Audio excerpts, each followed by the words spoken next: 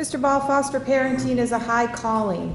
Our community must have a safety net for our children when their families cannot or will not care for them. You have violated the trust that was placed in you by the community, our families, and most importantly, the vulnerable children that were placed in your care. You systematically and over an extended period of time abused multiple children, at least some of whom had special needs. And instead of accepting responsibility for your actions, you have instead blamed the victims.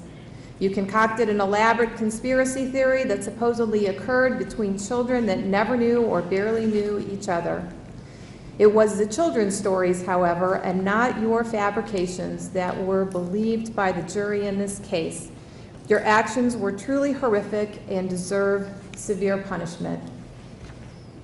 After considering all of the documents that I have in front of me, as well as the statements of counsel and the witnesses here in the courtroom, as well as the record and the sworn testimony in the case, based upon the facts and circumstances of the case and consideration of the relevant sentencing factors and applying the minimum sanction that the court has determined will protect the public and punish the offender without imposing an unnecessary burden on state or local resources. On count one of the indictment, the court will impose a sentence of 10 years to life for the crime of rape, a felony of the first degree. Mr. Baumel, it's my understanding that count two, the sexual battery count, will merge with count one for sentencing purposes, correct? That's correct. Count two would merge, and we would elect to have him being sentenced under count one. Okay.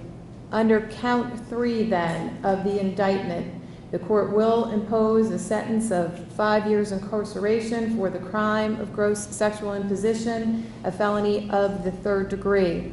Similarly, on counts 4, 5, 6, and 7, the court will impose a sentence of 5 years incarceration for each of those counts, all gross sexual imposition, a felony of the third degree. I will order that those sentences be served consecutively with count one for a total sentence of 35 years to life. I find that consecutive service is necessary to protect the public from future crime and to punish the offender, and is not disproportionate to the seriousness of the offender's conduct and to the danger the offender poses to the public. Furthermore, at least 2 of the offenses were committed as part of 1 or more courses of conduct, and the harm caused by 2 or more of the offenses was so great or unusual that no single prison term for any of the offenses committed as part of the course of conduct adequately reflects the seriousness of the conduct.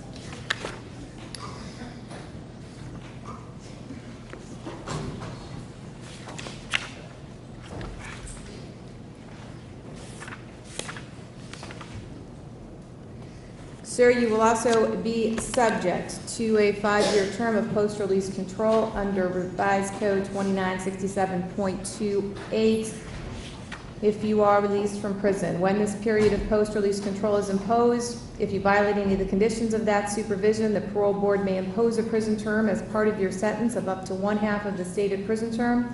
And if while on post-release control you are convicted of a new felony offense, in addition to being punished for the underlying conduct, an additional prison term of 1 year or whatever time remains on your post-release control term may be added as an additional consecutive penalty, and you may also not ingest or be injected with a drug of abuse, and you must submit to random drug testing during your term of post-release control.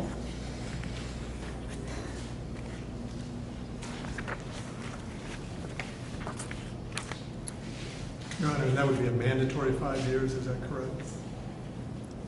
It is a mandatory term of 5 years of post-release control.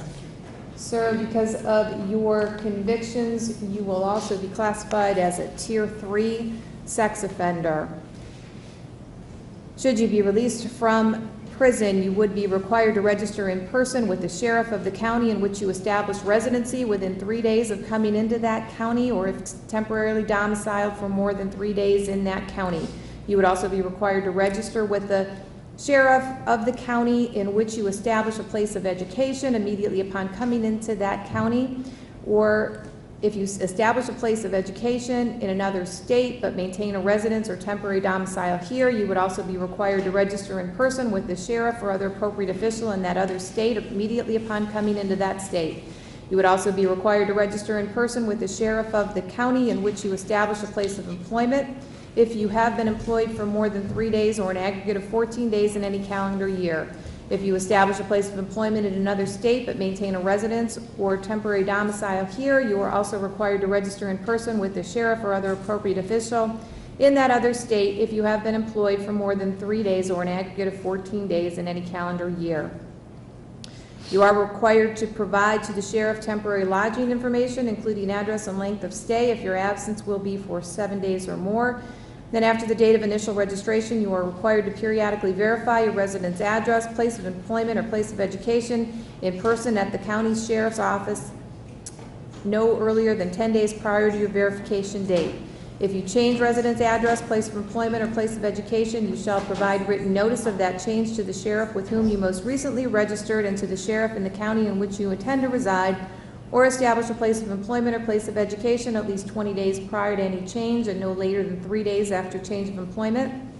If the residence address change is not to a fixed address, you shall include a detailed description of the place or places you intend to stay, and no later than the end of the first business day immediately following the day you obtain a fixed address, you must register with the sheriff that fixed address. You shall also provide written notice within 3 days of any change in vehicle information, email address, internet identifiers, or phone numbers registered to or used by you to the sheriff with whom you have most recently registered. Because you are a Tier 3 offender, these requirements will run for your lifetime with in-person verification every 90 days. Failure to register, failure to verify residence at the specified times, or failure to provide notice of a change in residence address or other required information as described will result in criminal prosecution.